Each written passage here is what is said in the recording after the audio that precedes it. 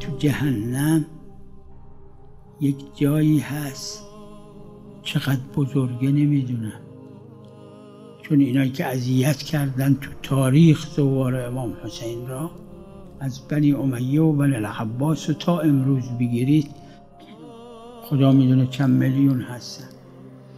وقتی یک مقلات عربی میگن که توش سرخ میکنن گوشت، بادنجون، کدوج، مقلات تو جهنم هست. اینایی که کار شکنی کردن برای امام حسین علیه السلام، برای زیارت امام حسین، برای زوار امام حسین، تو این مقلات میندازنش. خودش تو جهنمه. وقت مقلات، وقت اونایی هم که اذیت شدن، اونی که سیلی خورده از این، اونی که حبس شده، تو خود روایات حبس داره،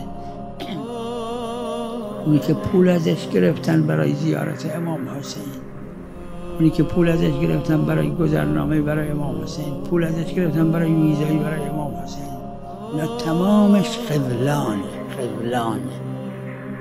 اونی که بیشتر بدتر، اینا رو تو اون مقلات، اون خود اون که ظلم کردن تو مقلات میندازن. وقتی مظلوما رو میارن میگن بیا ببین این که دلش خنک میشه.